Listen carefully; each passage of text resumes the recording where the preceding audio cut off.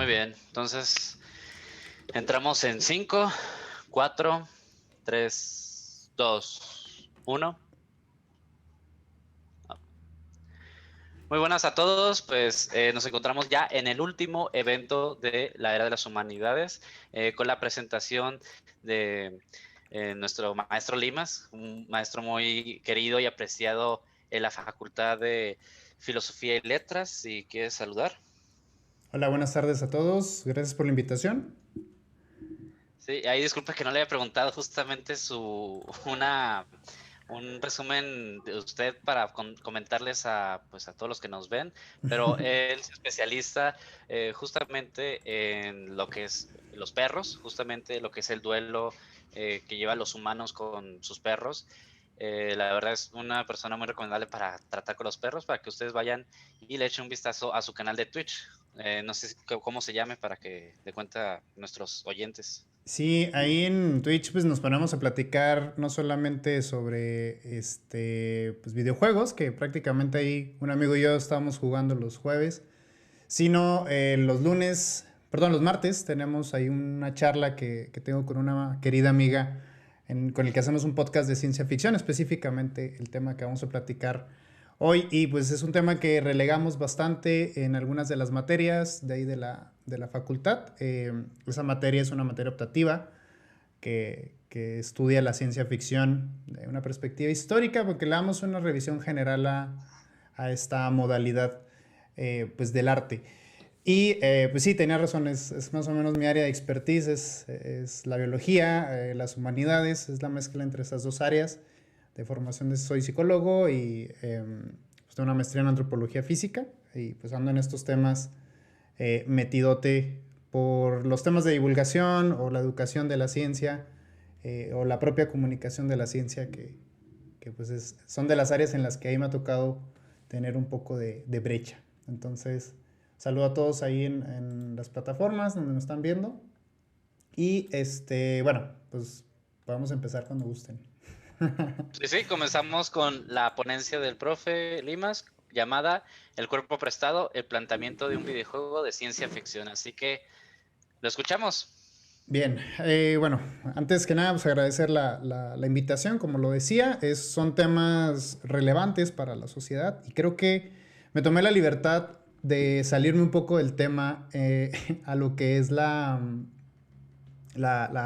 temática así directa de los videojuegos, dado que estas son algunas notas que he extraído de la materia optativa que les contaba de historia de la ciencia ficción. Y los videojuegos pues no se prestan tanto para el análisis de una materia, dado que son muy largos. Entonces las materias optativas normalmente pues no exigen esta cualidad. Entonces las notas que voy a empezar a presentar aquí pues son obras que yo he ido boceteando o propuestas teóricas que he ido boceteando en relación a otras fuentes, estudios y lo que sea. Pero lo que les decía que me tomé la libertad es pues de hablar o de elaborar primero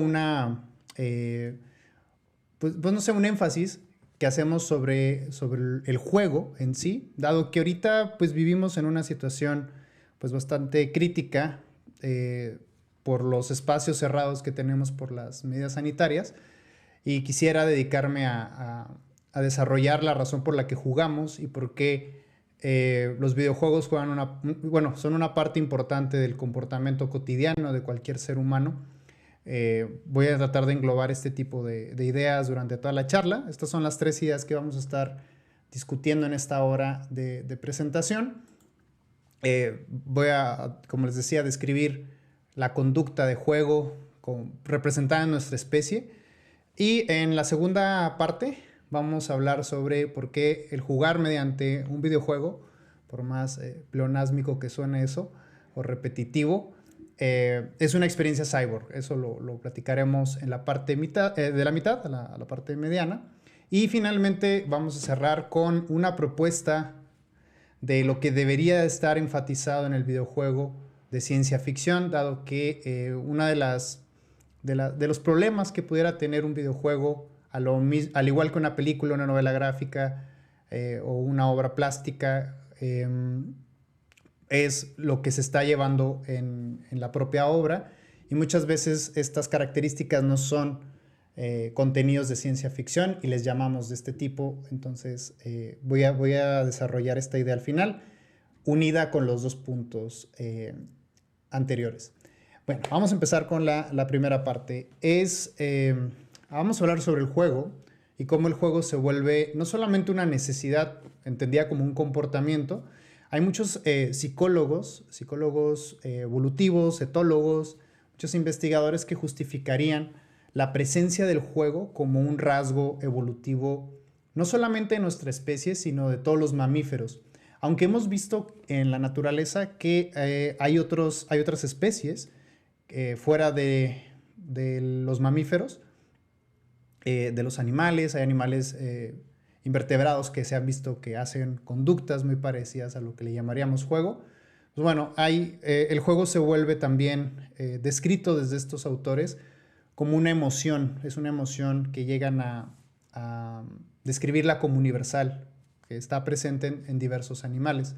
Es decir, a veces nos sentimos como muy fuera o muy distantes de la naturaleza porque no vemos que ciertas conductas las hagan estos otros seres vivos.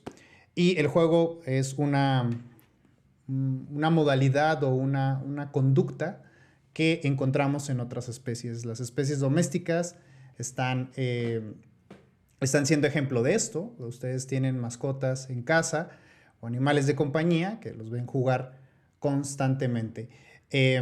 Y bueno, la conducta del juego, que podemos universalizarla en los animales en general, todos los animales juegan, es una conducta que se presenta al inicio de vida o del desarrollo de un organismo. ¿Qué quiere decir esto? Pues que lo encontramos en la infancia. En los demás animales lo vemos en la infancia, pero es una conducta que cada vez se va presentando menos conforme el animal llega a la madurez o a la adultez, mejor dicho, no madurez, a la adultez.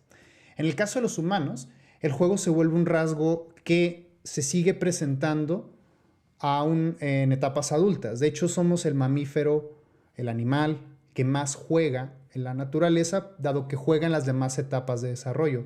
Jugamos más siendo adultos o en la etapa de declive de vida, la senectud.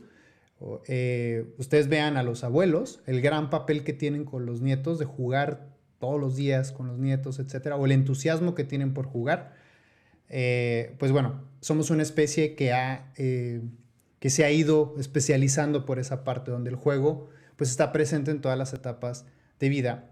Los demás mamíferos, repito, pues es muy común que encontremos que la mayoría de los mamíferos jueguen nada más en la etapa de infancia. Y bueno, hay especies desde luego que sí juegan en la adultez. Ustedes, por ejemplo, pues pueden ver aquí una imagen de unos leones. Ustedes han visto que los cachorros juegan con los adultos como una manera de practicar ciertas conductas como la caza, la persecución, ¿no? O las destrezas. El juego se ha visto que tiene estas tres funciones en el comportamiento. Otorga un bienestar, júbilo y alegría. Es parte del aprendizaje social, como lo decía ahorita con la cuestión de las persecuciones o los juegos que tienden a ser así como agresivos.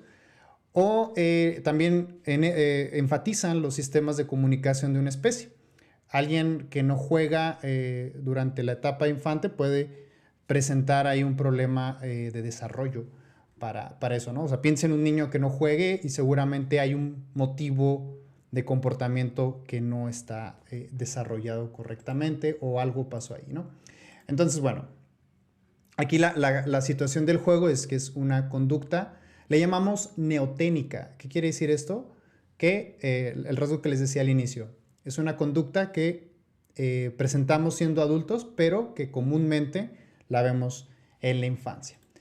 Bueno, el videojuego o los videojugadores, que actualmente es algo muy común encontrarlos en nuestra especie. Es raro el que no juegue videojuegos, ahorita platicamos de esa parte. Pero ¿qué ocurre en alguien que sí juega? Bueno, por lo menos hay 3 procesos que son cruciales para la operación del videojuego. Lo primero es el videojuego, lo que se ha visto en la investigación científica es que es una parte muy dirigida a la toma de decisiones. Los jugadores toman decisiones, accionan comandos para llegar a ciertas metas en el juego y pues bueno, elabora ciertas estrategias, pensamiento crítico, no sé, tiene que leer, poner atención, reaccionar. Todo esto lo podemos sintetizar en algo que se llama toma de decisiones. Otra característica es que el cerebro del videojugador, podríamos decir que tiene una agilidad de procesamiento de información. Por eso las decisiones a veces son rápidas o se van como perfeccionando con el aprendizaje. Es algo que se ha visto también en la evidencia científica y una de las cosas que les voy a platicar hoy tienen que ver con ese cuadrito que está ahí a la izquierda, que es la propiocepción. Normalmente hablamos de 5 sentidos, pero en realidad tenemos más sentidos. No me estoy poniendo nada esotérico, ni nada parapsicológico, ni nada de eso, ¿no? Son sentidos que se tienen muy bien estudiados, son sentidos que están inmersos dentro del cuerpo, no dependen de estímulos de afuera, como los 5 que comúnmente aprendemos cuando somos niños. Uno de estos sentidos es la propiocepción. La propiocepción es un sentido que nos dice en dónde está, bueno, que nos ayuda a percibir los contornos del cuerpo. Entonces, seguramente ustedes han ido en un carro y pasan muy cerca de otro carro y se hacen como chiquitos, como si el carro fuera una extensión de su cuerpo. Esto le llamamos propiocepción. Cuando alguien está jugando Mario Bros, por ejemplo, un juego de plataformas como Mario Bros, pues puede mover el control o las manos, ¿no? Cuando está brincando. Bueno, ahí eso es un efecto de la propiocepción. También la propiocepción tiene alteraciones, así como o ilusiones que a veces nos pasan, ¿no? La parálisis del sueño, esto que le llamamos aquí en México de que se nos sube el muerto, pues es una alucinación de la propiocepción, ¿no? Sentimos algo que no está y es un problema que tiene sobre el contorno de nuestro cuerpo. Eso se tiene muy bien estudiado, no es nada esotérico, como les decía. Y esto está presente en las acciones de quien juega. Quien juega está utilizando un mando o un dispositivo con el que utiliza comandos, ciertas acciones para que el personaje o el activador dentro del videojuego pues pueda moverse, desde luego.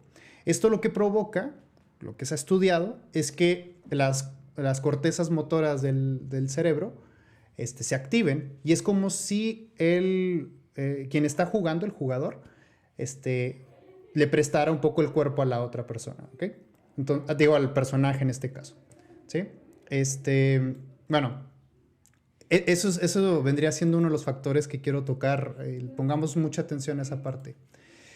Bueno, una de las situaciones de por qué jugamos, cómo está construido un juego, por qué seguimos replicando esa conducta, ¿no? Una de esas características es cómo está construido el juego con estos puntos que están ahí en la pantalla. Estos son las cosas que nos hacen volver y volverlo a intentar o que nos están reforzando la conducta para seguir jugando.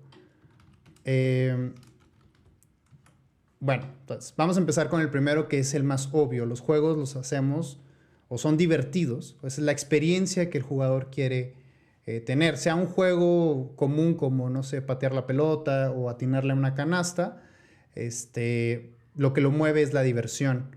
O simular algún tipo de rol. También cuando ven a los niños que están haciendo los roles de los padres o de los adultos, pues es una simulación lo que está moviendo. Y eso también puede ser divertido para quien está jugando. El juego no es nada sin las metas. Un juego que no tiene una meta, pues llega a ser aburrido. Eso desconecta a la persona de las reglas que tiene el juego.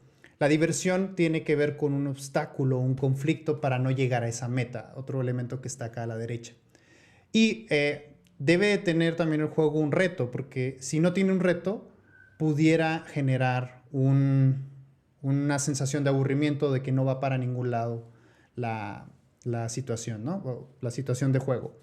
Y lo que mueve al juego es el placer que tiene el jugarlo, ¿no? La diversión culmina con una sensación, como ahorita veíamos en la diapositiva primera, de júbilo, de relajación, que podamos describirlo todos como estados placenteros. Por eso jugamos, porque se siente bien. O mal, pero se siente mal estar bien.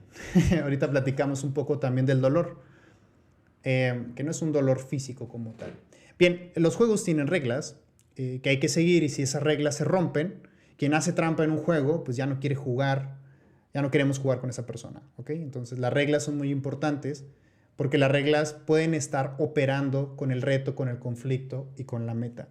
Los criterios que se tienen que seguir para conseguir la meta, pues hacen un balance entre todos los demás elementos de acá, ¿no?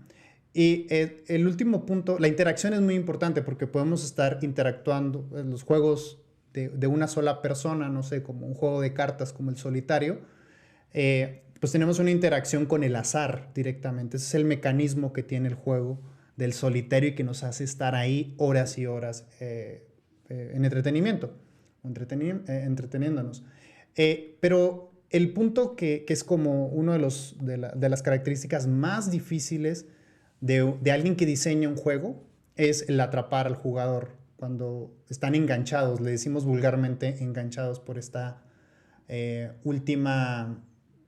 por esta palabra que viene del inglés, ¿no? Que es que nos atrape el juego. No a cualquiera, y esto también tiene que ver con unos factores de personalidad para que se dediquen a eso, ¿no? Para que se dediquen a jugar y, no sé, meterse como desde la atmósfera o la competencia o la dirección de las conductas que están haciendo. Bueno, hablemos también de que el juego no solamente termina ahí. Ya hablando estrictamente de los videojuegos, no se queda como un objeto. Es por eso que es muy equivocado definir a los videojuegos como un juguete. No son juguetes. El juego trasciende la definición de juguete. Los juguetes son objetos que se quedan nada más cuando son accionados, así como tal. Los videojuegos trascienden esa imagen, esa idea de objeto. Sí, necesitamos un objeto para jugarlos. En eso tienen razón los dos conceptos. Sí, son objetos y son objetos de juego. Sin embargo, son objetos muy distintos, porque el videojuego no solamente es una serie de comandos, de algoritmos que están en conjunto, que operan con una meta, que están representados, etc. El juguete no tiene eso. El juguete puede ser hasta una cuestión puede ser hasta incluso nuestras manos. Podemos estar jugando con nuestras manos. Los videojuegos necesitarían de un andamiaje más complejo. Y una de las cosas es que los juguetes no trascienden a ser una industria. Sí existe una industria juguetera, ¿no? Desde luego. Pero los videojuegos empiezan a ser comunidad. Esto también hace muy distinto a un videojuego de un juguete. Ustedes ven un montón de ciencias en la pantalla y faltan muchísimas más. Yo solamente menciono ahí pocas. Los videojuegos se entienden como una industria, e incluso para hacer un videojuego o para estudiarlos, pues se requiere del conocimiento científico y de la presencia de muchas disciplinas humanísticas, como también pueden ver ahí. La más característica es la de las artes, dado que también los videojuegos llegan a ser objetos de arte o de contemplación. Eso también es una de las preguntas que estaban ahí tratando en la tarde en las conferencias pasadas, ¿no? Si los videojuegos pueden ser considerados como arte. Yo creo que más bien sería preguntarnos al revés la cosa, ¿no? La pregunta, ¿qué cosas le faltan a los videojuegos para no ser arte? Entonces, eso hace la pregunta más clara y más fácil de responder desde mi punto de vista. Pues vemos todos estos elementos para la realización de un videojuego o para entender por qué son divertidos los videojuegos. Otra de las cosas es los usuarios. Los usuarios tienen un perfil adulto. En promedio, la edad que tiene un videojugador es de 38 a 31 años. Esto también descarta la idea de los juguetes y la infancia y que los videojuegos es algo nada más para los niños. De hecho, lo que hemos visto es al contrario, ¿no? Las generaciones entre más longevas se vuelven, desde los 80s para acá, tienen un acercamiento muy necesario con los videojuegos. Es decir, constantemente están consumiendo videojuegos. Este rango de edad está cambiando constantemente conforme avanzan las generaciones. Tenemos edades cada vez más prolongadas. De hecho, pues son los jóvenes de los 80s los que más consumen videojuegos. Y también hay varios estudios de género, dado que casi siempre se tiene un estereotipo del videojugador como un ser masculino, ¿no? Esto es equivocado. El porcentaje actual de mujeres videojugadoras es de 54%. Sobrepasa la mitad de los videojugadores. Es más común eso, ¿no? Entonces, bueno, hay que entender también a los videojuegos como una industria. Y esto lo hace... Es una industria de entretenimiento que de alguna manera emergen algunos de sus productos como obras de arte. Esto anula muchísimos de los mitos sobre el consumo de videojuegos. Los más típicos es que aquellas personas que juegan pues tienden a ser más agresivos, ¿no? Declaraciones de nuestro presidente de hace 5 días, 4 días, era eso, ¿no? Que los videojuegos deshumanizan porque, ya saben, ¿no? Puedes disparar a una persona en un videojuego o lo que sea, o un extraterrestre y eso te hace más violento. Lo que se ha visto es todo lo contrario. Entre más videojuegos juegues, mejores son tus conductas altruistas hacia otros. Y menos agresivo eres. De hecho, pues si ustedes checan, no sé, videos de personas que están jugando, es común que se enojen, pero que no agredan, digo, que no violenten. Entonces, pueden ser agresivos, más no violentos. La agresión es una conducta, pues, natural de la humanidad, de cualquier mamífero también. Otra de las cosas es la inmadurez.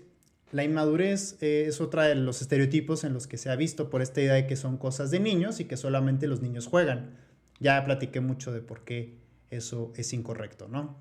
Ahorita actualmente más bien son los ancianos o adultos los que consumen videojuegos y pues ya han visto que es lo más natural, ¿no? Jugamos por naturaleza. Otra de las cosas es el mito del desempeño intelectual, que surge de esta idea de las madres y padres de que dicen que si juegas muchos videojuegos, pues te vas a hacer un lerdo, ¿no?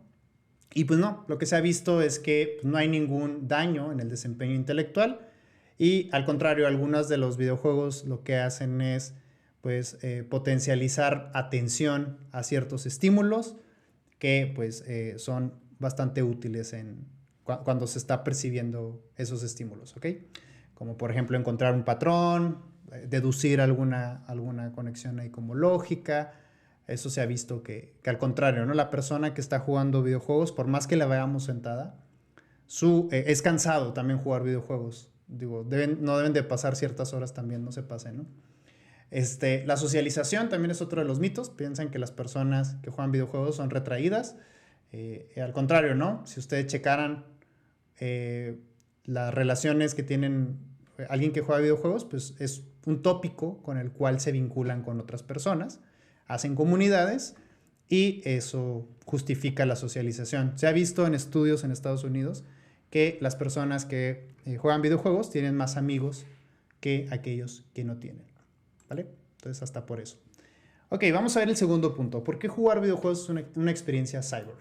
Bien, los videojuegos, como les decía, no solamente se quedan en un producto de consumo, como lo hemos visto, desde el nacimiento de los videojuegos, con este aparato que ven acá, que simulaba un rayo de luz en un cono, en un cono así como, y una parabólica que tenían ahí, en donde se estaban pues haciendo muchas reacciones físicas y químicas. Pues bueno, alguien se divirtió bastante en crear una red de tenis y una pelota, y pues así nació el primer videojuego. Y hay que entender los videojuegos como parte de un desarrollo tecnológico.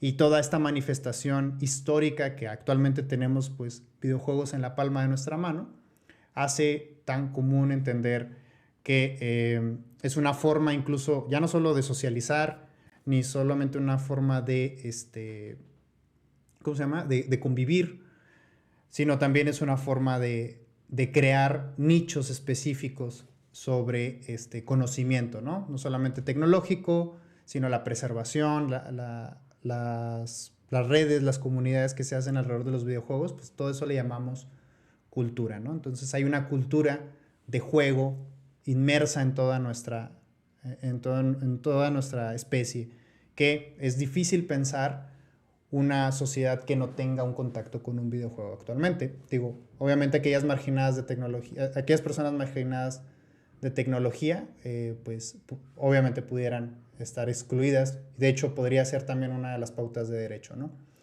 De acceso a la tecnología como la UNESCO y la UNICEF proponen.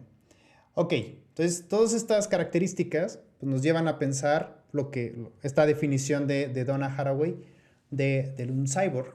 Un cyborg es un organismo, y viene la segunda parte de la palabra, de organismo, que integra partes tecnológicas al desempeño de organismo. Estoy haciendo una simplificación de la definición, sé que es más complicada que eso, pero entendamos un organismo con aditamentos tecnológicos o aditamentos artificiales, que no deja de ser una parte técnica, ¿ok? Bueno, esta área en las humanidades les llaman transhumanismo, dado que es esta interpretación propuesta por Haraway de que lo que actualmente nosotros somos, pues es una nueva forma de ser humanos a raíz de la relación con la tecnología. Es decir, las personas que utilizan lentes son personas cyborgs porque tienen una extensión de funciones con un objeto material, como los lentes, que permite filtrar la luz y les permite ver en mejor calidad que si no los tuvieran. Ahora, esa función que tiene el lente, pues es una función que tiene su ojo, el órgano, el cristalino en específico, que pues, permite eso, ¿no? Y así lo podemos pensar. La ropa también es una extensión técnica de nosotros, es como una exopiel o una piel arriba de la piel. Y todos los aditamentos que tenemos, los zapatos, no sé, todo, la computadora, ahorita yo tengo aquí unas orejas tecnológicas en la cabeza, pues todos son aditamentos. Y lo que dice Donna Haraway, pues es que hemos dejado de ser el humano como a la intemperie y siempre hemos estado abrazados del contacto con la tecnología. ¿Esto qué tiene que ver con el juego? Todo. Cuando nosotros estamos jugando, sea, el videojuego que sea, lo que estamos haciendo en un nivel individual, vamos a ver esta parte de acá como si fuera una especie de flecha. Vamos como de lo más individual a lo más colectivo, ¿ok? Cuando jugamos solos, un videojuego, no sé, el que ustedes quieran, lo que estamos haciendo es prestar el cuerpo de lo que está con el personaje o con el sujeto que esté en pantalla. Incluso no puede haber un personaje como tal. A lo mejor están jugando algo como Tetris y no hay personaje ahí humano con el que se estén relacionando. Pero ustedes saben cuando la pantalla se empieza a llenar de cubitos, ¿verdad? Para saber eso hay que detallar pues, el llenado y el vacío, ¿no? Con nuestro cuerpo nos vamos explicando eso. Esto lo provoca la empatía. Somos unos seres altamente empáticos que cuando vemos a alguien jugar, ¿sí? Es como si ese alguien allá afuera que está jugando y nosotros estamos viendo cómo juega, puede ser un partido de fútbol o de básquetbol, nosotros en nuestra mente representamos el movimiento de la otra persona como si fuera propio. Y esto a nivel neurológico tiene una implicación directa. Hay unas neuronas muy famosas en neurociencia desde la década pasada, las neuronas espejo, son unas neuronas en una parte de corteza motora que se activan cuando nosotros observamos conductas. Es decir, para nosotros poder identificar que alguien está rascándose la nariz, nuestras neuronas espejo se activan para representar lo que el otro está haciendo, ¿ok? Entonces, hay una canción muy famosa que dice, una canción estadounidense que dice, americana, que dice, when you're smiling, the world smiles at you. O sea, cuando tú sonríes, el mundo te sonríe de vuelta. Y es algo parecido. Cuando alguien sonríe, para yo saber que eso es una sonrisa, primero la tuve que haber detectado involuntariamente. No es de que cuando yo veo una sonrisa, realmente estoy sonriendo, no. Sino más bien, mi cerebro ya mapeó ese movimiento de la otra persona. ¿Sale? Por eso es placentero ver jugar a otras personas. Sea un videojuego o sea un juego normal como no sé, el básquetbol o lo que sea. Porque es como si nosotros impusiéramos nuestro cuerpo al cuerpo de otro, ¿sale? Entonces ahí estamos, por eso le llamo esta charla el cuerpo prestado, porque eso es lo que hacemos cuando jugamos, le prestamos el cuerpo al personaje o a quien esté jugando con otro personaje. Y no queda solamente la experiencia de juego ahí, la experiencia puede ser colectiva, podemos jugar con otros cuerpos, ¿sí? Otros cuerpos prestados también. Y a la vez, el tema de jugar con cuerpos prestados, jugando con esta analogía, es crear comunidades. Es decir, nos vamos identificando con quien juega de esa manera. No sé, le puedo poner a lo mejor a alguien que esté jugando, un video de alguien jugando, no sé, Mario Bros. Y quien entienda las reglas del juego se va a divertir. Y quien no, va a ir entendiendo las reglas y le va a encontrar lo entretenido o no. Porque lo padre de los videojuegos es que, o de esta industria, es que hay juegos para todos. Y de todo tipo. Entonces, bueno, ¿cuáles son los elementos que tiene el videojuego y que lo hace tan intuitivo para el comportamiento humano? Es por qué vemos videojuegos y nos parecen atractivos aunque no lo estemos jugando. ¿Cómo hacemos ese contacto con este objeto que es el videojuego? Bueno, los videojuegos tienen aspectos que son visibles y otros que no son visibles. Los aspectos visibles están de la parte de la mitad de esta gráfica para arriba. De aquí para acá. Y los no visibles o menos visibles de acá para acá. ¿Ok? Bien. Las mecánicas, estas bolitas que están aquí, están partidas a la mitad. Deberían de estar así como entendidas a la mitad. ¿Qué quiere decir eso? Hay parte de las mecánicas que son visibles y hay otras que son menos visibles. Hay partes de la narrativa que son visibles y hay otras que son menos visibles. Los videojuegos tienen estas 4 características. A diferencia del cine, mucha gente quiere comparar los videojuegos con el cine, no son los mismos recursos, o con la literatura, las novelas gráficas.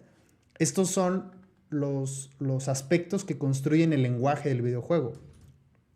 Uno de ellos es el aspecto, cómo se ve, ¿sí? Eso obviamente es un elemento totalmente visible. Las mecánicas es lo que conecta el mando del jugador, o sea, el aparato que usamos, el control o la pantalla táctil del celular o el movimiento del celular, lo que sea. La mecánica es lo que el sujeto hace, si es a través de botones, si es a través de comandos de voz, o lo que vieron hace unos días con un macaco moviendo una computadora con el pensamiento, ¿no? Con el Neuralink. Y la narrativa es muy similar a las otras obras artísticas que utilizan narrativa, todas cuentan una historia. Un videojuego pudiera no contar una historia, podría prescindir de ello, ¿sí? Como un videojuego como Tetris, el ejemplo que les ponía ahorita, ¿no? Y también pues hay elementos tecnológicos. La tecnología pues es lo que puede proyectar el videojuego. Puede ser un juego muy elemental que esté utilizando figuras geométricas, luz, o hay otros que ya incluso utilicen cascos de realidad virtual o algo muy sofisticado como eso. ¿Ok? Entonces esos 4 aspectos son lo que mueven el contacto que tiene el videojugador con este fenómeno interesante que es el videojuego. Ok, estos 4 elementos podemos ubicarlos en un rango. Empiecen a ubicar ahí su videojuego favorito. O si no tienen un favorito, vayan a decir, ok, voy a tratar de pensar ahora los videojuegos con estos cuatro características. Hay videojuegos que están muy recargados. Estoy aquí exagerando, estos no están así como bien ubicados. O sea, son debatibles las ubicaciones, son arbitrarias. Soy yo poniendo los videojuegos ahí en ese cuadrante, ¿no? Pero hay videojuegos que recargan más en ciertos elementos de los 4 que les puse, que se recargan más en eso.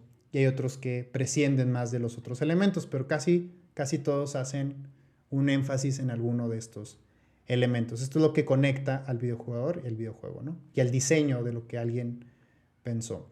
La progresión es que tanto vamos avanzando en nuestras habilidades y en el desempeño que tenemos con el videojuego. O sea, que tanto vamos siendo mejores. Hay videojuegos que siempre son iguales y de eso trata, de ser siempre igual. Hay otros que van cambiando, que te van dando más habilidades o tú te vas haciendo mejor o no sé, ¿no? Ahí vamos viendo también la dificultad, el reto que les decía ahorita, las reglas. Hay otros videojuegos que están centrados en mecánicas totalmente. Hay otros que nos van metiendo en lo que está sucediendo y podemos hacer nuestras propias reglas de lo que queramos. Un ejemplo de eso es Minecraft o el Grand Theft Auto. Mucha gente no juega a Grand Theft Auto por la historia que está contando, juega nada más porque quiere dar el rol en una ciudad y ponerse a conducir a toda velocidad o hacer cosas más inmorales. Y pues hay videojuegos que dependen totalmente de la narrativa porque ese es el gancho de lo que están vendiendo, ¿no? Es un error desde mi punto de vista llamarles películas interactivas. Quien haga eso es porque no está destacando los demás puntos, la mecánica, la emergencia y la progresión. No existen las películas, digo, más bien, las películas interactivas existen en el cine. Esas ya tienen muchísimos años, donde las personas en una sala de cine elegían qué quería que le pasara al protagonista. Eso ya existe. Muy bien, vamos con lo del videojuego de ciencia ficción, ya para cerrar este punto, antes de que me coma el dragón del tiempo. El videojuego de ciencia ficción, voy a esbozar aquí algunas características unidas a lo que les acabo de presentar. Quédense con dos ideas, con la idea del juego como una relación de placer. El videojugador tiene una experiencia de placer o de dolor, placer y dolor, ahí juegan, coquetean una con la otra. Y la otra idea es de lo que está compuesto el videojuego, ¿ok? Vamos a ver los juegos de ciencia ficción, no para decirles qué es un videojuego de ciencia ficción, sino más bien los elementos que deberían destacarse en un videojuego de ciencia ficción, porque ocurre algo bien interesante. No todos los videojuegos, porque tengan robots, naves espaciales, viajes en el tiempo, lo que sea, son videojuegos de ciencia ficción. Esto también ocurre en el cine. Muchas veces entendemos que los videojuegos o las películas de ciencia ficción son porque tienen elementos de ciencia. Y no, ahí déjenme decirles esto. Digo, los que ya les di la materia de historia de la ciencia ficción, es una materia optativa ahí en la facultad, pues bueno, ya han de estar hartos porque este es el primer tema, ¿no? Tardamos 2 meses viendo este tema para poder identificar qué es la ciencia ficción. Casi todos la describen como un género. La ciencia ficción no es un género porque no tiene elementos que podamos identificar que eso hace la ciencia ficción, ¿no? O sea, hay obras que tienen robots que no son obras de ciencia ficción, o viajes en el tiempo y no son ciencia ficción. O sea, eso es lo que quiero decir. No voy a profundizar tan esto porque si no vamos a durar mucho. Y los de ciencia ficción ya están hartos, ¿no? Ok, toda narrativa de ciencia ficción implica la ciencia, pero no cualquier implicación científica es ciencia ficción, ¿ok? No porque aparezca algo científico ahí, ya es ciencia ficción, ¿ok? Ni porque traten el futuro necesariamente es algo de ciencia ficción. Ok, esto surgió porque ha sido un problema de traducción. La traducción al español de ciencia ficción de la palabra science fiction lo hicieron literal y no traslada lo que es la ciencia ficción, que deberíamos de entenderla con estas dos características, una de las dos características o las dos. Hay obras que sí tienen las dos, hay obras que nada más tienen una. La ciencia ficticia, aquella ciencia que no tenemos en la actualidad y que se están inventando en la narración o en la obra, ¿ok? Cuando hay ese elemento, sí estamos viendo algo de ciencia ficción, ¿sí? La ciencia ficticia, ciencia que no tenemos ahorita. Es alguien se inventa algo que ahorita la ciencia no contesta o está buscando contestarse, ¿no? La otra característica es la ficción científica. Les digo, pueden ser las dos o al menos una para considerarla obra de ciencia ficción. La ficción científica es que la historia que estamos siguiendo, la narración que estamos siguiendo, depende de elementos tecnológicos y científicos. Si podemos contar la historia prescindiendo de los elementos científicos y tecnológicos, entonces no es ciencia ficción, ¿vale? Normalmente eso pasa con historias que se están viendo en el futuro, ¿no? Cosas de ese tipo podemos llegar a analizar. Ahora, no todos los videojuegos llegan a exagerar esta cualidad. Ahorita voy a poner 2 videojuegos que yo creo que lo hacen de una manera correcta. Digo, hay una lista gigantesca de videojuegos de ciencia ficción, dado que en los videojuegos curiosamente, a diferencia del cine, es más fácil encontrarte obras de ciencia ficción que en el cine, las películas. Las películas de ciencia ficción son las que menos se producen y las que menos se consumen en el cine y en la televisión también. Ustedes ven pocas series dedicadas a eso. Hay más series de fantasía, de romance, de acción, etc. Y menos de ciencia ficción. En los videojuegos pasa algo más equilibrado. Bueno, algo que yo quisiera apuntar y enfatizar en esta charla es que hay que quitar esta idea de apariencia, de que, es que eso es ciencia ficción porque aparece un robot o porque suena cibernético o porque mira los colores que utilizan, es como en tal película, ¿no? Hay que entender que la ciencia ficción ha tenido como un ropaje, ha tenido un aspecto que está detallando, algo nada más que es cosmético. Y hay veces que confundimos obras que no son de ciencia ficción con algunas que sí lo son, ¿no? Y hay otras obras que pensamos que son ciencia ficción porque tienen estereotipos, como un científico loco, cosas que ahorita serían muy difíciles de que aparecieran eh, en ello, ¿no? Elementos científico-tecnológicos. Bueno, que tenga elementos científico-tecnológicos no lo hace una obra de ciencia ficción, como ahorita les decía en la diapositiva anterior. Voy a ir un poquito más rapidito con esta parte. Y bueno, lo que yo les propongo en esta charla es que el análisis de los videojuegos de ciencia ficción, o sea, todo esto que hemos platicado es para esta idea. La propuesta de análisis de los videojuegos de ciencia ficción es que pierda su dependencia en la narración. Es decir, cuando nosotros jugamos un videojuego, no estamos ahí estrictamente por la historia. Yo sé que hay excelentes videojuegos que la historia lo hace de una característica muy inmersiva, muy densa, ¿no? Que todo está basado en la narrativa. Pero no por eso vamos a considerar los juegos de ciencia ficción, sino hay que considerar los otros tres elementos, lo que ahorita veíamos en las diapositivas anteriores. Los otros tres elementos, no solamente la narrativa, no porque estén contando una historia en el futuro, en un viaje del tiempo, etcétera, o pistola de rayos, láser o lo que sea, ya lo hace una obra de ciencia ficción. Eso es lo que quisiera que trascendiéramos ya esa barrera de pensar de que la ciencia ficción es solamente un aspecto. Ese mismo problema lo ha tenido el teatro, la literatura, la televisión, a mí me faltó incluir la televisión, y la cinematografía.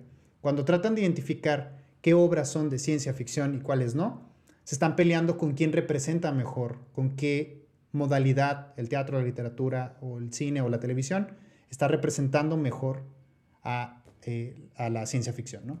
Entonces, para mí me parece que no debería ir el debate de ahí, sino más bien cómo funcionan no solamente la narrativa, sino los otros tres elementos que habíamos visto. Y tengo yo dos ejemplos que les traigo así que lo hacen yo creo que maravillosamente, que es Portal, este juego de Valve, bastante bueno si no lo han jugado. Es difícil hablar de un videojuego que no te guste, ¿no? Y que lo hace bastante bien. Bueno, ¿qué está hipotetizando este videojuego sobre la ciencia ficticia o la ficción científica? Estos dos criterios que les había hablado. Bueno, Portal trata sobre todo y nada, ¿no? Despiertas en una fábrica y te está hablando una computadora y aparece agarras una pistola que crea portales, ¿no? Te metes por uno y más bien, es que no es como un portal, es más bien como hacer un hoyo en una pared y apareces del otro lado, ¿no? Utilizas dos colores y te puedes mover de ahí. ¿Qué cosas está haciendo el videojuego como recurso de ciencia ficción? No es el portal en sí, sino son las características que están acá a la derecha. Desde mi análisis, desde luego, pudieran haber más cosas que faltan, desde luego faltan. Primero, la participación del humano como un sujeto de experimentación. De lo que trata el juego es que te sientas como un ratón en un laboratorio, así como los científicos cuando meten a ratones en laberintos para que salgan de ahí y les dan un pedacito de comida para que lo sigan haciendo. Así es, esa es la acción que tiene este Portal con cada uno de los acertijos. Y realmente cuando sales de un acertijo, que no son tan difíciles, son más divertidos que difíciles, te sientes una persona inteligente que puede escribir un tratado de física porque ya dominaste el uso de los portales, ¿no? La inmersión de un rol dominante. Normalmente tienes a alguien que te está diciendo, se están burlando de ti porque son máquinas. Los únicos personajes que hablan son las máquinas y se están burlando de tu inteligencia. Pero hacen un tipo de sátira y de humor que funciona muy bien. Esa es la parte narrativa del juego, ¿se fijan? No es de que trate sobre robots, sino más bien lo que te están haciendo a ti sentir, o sea, con tus capacidades intelectuales en cada uno de los acertijos de este videojuego, ¿no? La sensación de inteligencia, lo que les decía, en un sistema de instrucciones cerrado. Todos los videojuegos están programados para que sean eso. Y si el videojuego hace escenarios que no tiene contemplados o que tú sientas que es algo muy creativo, y a lo mejor ya está programado para que lo sientas de esa manera, pues bueno, esa es la ilusión que tiene el videojuego como obra de arte. Déjenme, aquí les digo que no va a haber clase. Que se quiten todos. Ok, bueno, las ilusiones perceptivas. Las ilusiones perceptivas es porque como abres dos portales, hay una parte en donde en el inicio del juego abres dos portales, estás jugando con la pistola, te puedes detener a dibujar, hacer lo que tú quieras, a jugar más bien. Y no sé si les haya pasado a quien los haya jugado, hay una parte en donde haces estos portales seguidos, puedes hacer como loops, ¿sí? Así como cuando pones un espejo frente a otro espejo y puedes pasar por el espejo, bueno, como si pasaras dentro del espejo, ¿no? Ahorita les pongo una imagen de eso. O también, si ustedes se vieran la nuca, o sea, si hubiera un doble de ustedes, un clon de ustedes, una de las cosas que ustedes nunca se han visto es la nuca. En Portal pasa eso, te puedes ver la nuca y es una experiencia horrible. Bueno, al menos a mí me dio terror, porque sabía que yo era esa chica, ¿no? Que estaba ahí con la máquina de portales. Entonces, estas ilusiones perceptivas y las reglas físicas que tiene el propio juego lo hacen salirse del molde, ¿no? Y entenderlo como una obra de ciencia ficción. ¿Se fijan? Está jugando con las mecánicas, está jugando con la emergencia, está jugando con la progresión, no necesariamente de la narrativa, ¿sí? No es lo que nos está contando, es lo que estamos haciendo dentro del videojuego. Cómo nos estamos divirtiendo y lo que hacemos con el cuerpo en el juego. Cosas como estas, ¿no? Tienes que poner cubitos en estas plataformas, hay partes con láser donde te pueden matar y hay unas torretas muy graciosas, estos loops que les decía, ¿no? Y se pueden ustedes ver, pero lo interesante es que nunca te ves el rostro, por obvias razones, no te lo podrías ver. Es como el ejemplo de si te puedes lamer el codo, ¿no? Algo así, pero en términos de un videojuego. ¿Se fijan cómo usa el cuerpo y las percepciones y la dirección, la vista y todas estas cosas? Bueno, ese es un ejemplo, ¿no? De lo que puede hacer un videojuego de ciencia ficción. Este es un juego de ciencia ficción, no por lo que cuenta, que sí, lo que cuenta es de ciencia ficción, sino por lo que está haciendo con mecánicas, la progresión, la emergencia y la otra cosa que no me acuerdo qué era. El otro elemento, yo creo que ya lo dije. ¿Sale? El otro juego es porque pues, es Metroid, pero lo que hace Metroid es un poco distinto. Es un poco más cerrado, ¿no? Es algo que ya habíamos visto, sí, pero es bastante creativo. El Metroid, no, ya sé que muchos lo conocen como una referencia directa de lo que es Alien, la saga de Alien, Ripley y todos estos personajes de Ridley Scott y las películas y los cómics, etcétera, ¿no? De hecho, pues el juego es un tributo hecho por Nintendo. Los nombres y todas estas características, Barbarella, otra referencia del cine que hacen, pero lo que hace genial el videojuego es la ambientación. O sea, yo creo que son de los pocos videojuegos en los que podamos pensar que estamos sintiendo la exploración de un planeta inhóspito, ¿no? Un ambiente inhóspito. Todas estas características que no las voy a destacar así rapidísimo porque se me va a acabar el tiempo. De hecho, ya me estaba... 2 minutos, profe. Sí, vamos, 2 minutos. ya vamos a acabar. Todas esas características que están presentes en el videojuego es lo que provoca que sea de ciencia ficción. No de que traten de estos seres que, no sé, están buscando a los piratas espaciales y tú eres una cazarrecompensas y todo eso, ¿no? No, lo que lo hace un videojuego de ciencia ficción es lo que provoca la exploración. El sentimiento de libertad que tienes de ir a donde tú quieras, en teoría, pero no puedes ir a donde tú quieras, pero en teoría te hace sentir eso el videojuego, y también de que constantemente estás explorando algo que no conoces. Entonces, esa exploración espacial en este término de planeta, de ambiente, de ecosistema, pues bueno, lo hace un videojuego de ciencia ficción. No voy a hablar tanto de eso porque ya se me acabó el tiempo.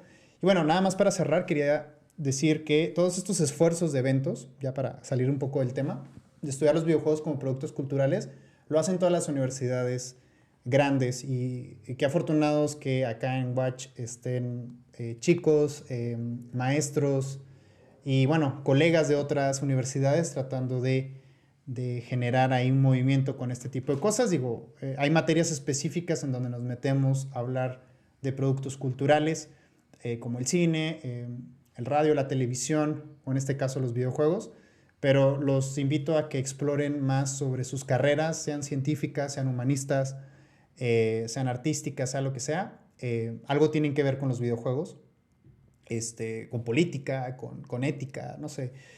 Hay muchas ¿cómo se dice? Aristas de dónde ver este fenómeno. Los videojuegos ojalá ya dejen de ser para muchos pues un nicho pequeño y esto llegue a explotar bastante los intereses académicos, ahora sí, de esta área de los videojuegos. Y pues bueno, nada, agradezco y si tienen preguntas, pues excelente, hacemos ahí un diálogo.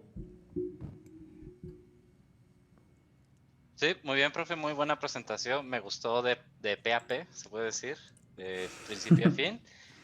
Todos los aspectos que llegó a abordar y pues invito tanto a los que nos siguen aquí en Zoom como también los que están en Facebook a hacer sus rondas de preguntas para finalizar con el evento. Así que eh, les escucho, veo sus preguntas.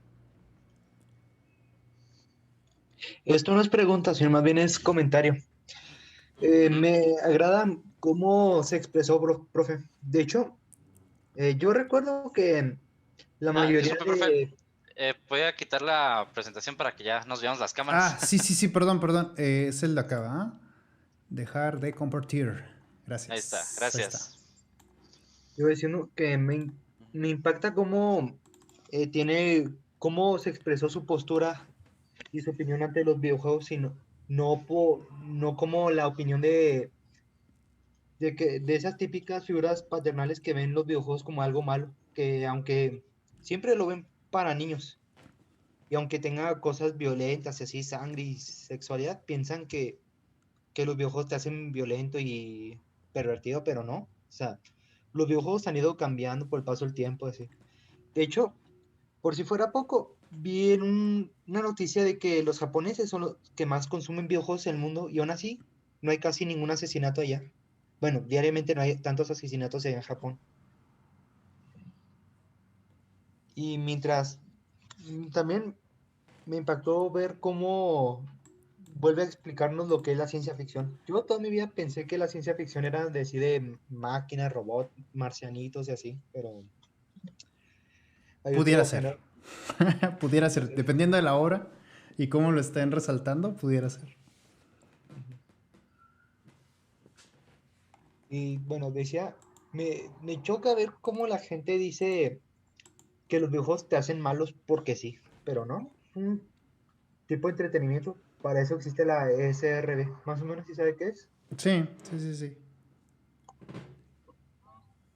Ay, acá. No ¿Ya sé. hicieron pregunta por Facebook?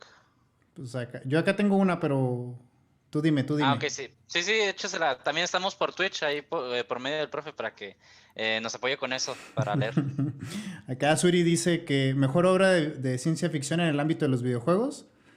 Ay, pues es que esos debates de cuál es mejor y sinceramente es un tema que se nos va de las manos porque digo, luchar contra la idea de cuál es bueno, luchar contra la idea de cuál es mejor sin decir algo que te guste es complicado, ¿no? Pero bueno, la verdad yo creo que lo que yo agarré fue el ejemplo de videojuego de ciencia ficción más claro que tengo. Eh, y lo que para mí representó Metroid, creo que es el videojuego que marca antes y después, al menos sé que ya había experiencias de ciencia ficción eh, fantástica en computadoras para la época, eh, con tipos juegos de roles y este tipo de abordajes, pero creo que Metroid lo que hizo fue crear su propio nicho, a pesar de que es un tributo a Alien. Entonces, yo diría que es Metroid del 86. Por jugar con eso, por jugar con eso. Y por la idea de la feminidad que no la mencioné ahí, pero bueno, ya lo... Ahí le rascan tantito a la historia de Metroid. Muy bien, profe. Yo tengo pues un comentario justamente a lo que estaba hablando justamente ahorita sobre lo que pasa en nuestras cabezas cuando estamos jugando con los tramposos y demás personas dentro de un videojuego. Y pues me trae a recuerdo cuando un amigo y yo jugando en Call of Duty combatimos a un tramposo, a un cheater que está usando para ver a través de las paredes y siempre para apuntar a la cabeza. pero fueron 2 contra 1, o sea, yo y otro, y la verdad fue emocionante, fue un momento que siempre se recordará porque fue una gran hazaña, un gran desafío pelear contra un tramposo como este tipo. Y me imagino que ahí es donde tuvo que influir la psicología, donde es una gran presa. Tenemos que cazarla y la cazamos mi amigo y yo. Ganamos ese torneo justamente de Call of Duty. Por eso, sí, el juego también tiene que ver con algún aspecto moral. Entonces, al tramposo, tanto en deportes o en otro tipo de juegos que son, pues ahora sí que no virtuales, sino reales, a eso me quiero referir. La sensación de justicia, pues también es por esta noción de reglas, de lo que se vale y lo que no se vale. Entonces, esta experiencia que cuentas es reconfortante por eso, ¿no? Hay muchas experiencias de esas narradas en el libro de Jane McGonigal, de Reality is Broken. Se lo recomiendo mucho. Si quieren empezar como a leer algo como de ciencias sociales y videojuegos y ciencias también, hasta dónde pueden llegar los videojuegos, yo creo que esa sería la introducción, una buena introducción. Hay anécdotas que a mí me volaron la cabeza en ese libro. Y vean lo serio que puede ser el abordaje, el estudio social de los videojuegos. Muy Hay, bien. hay una Eh, anécdota de League of Legends donde muere una chica que jugaba, era joven y murió por una enfermedad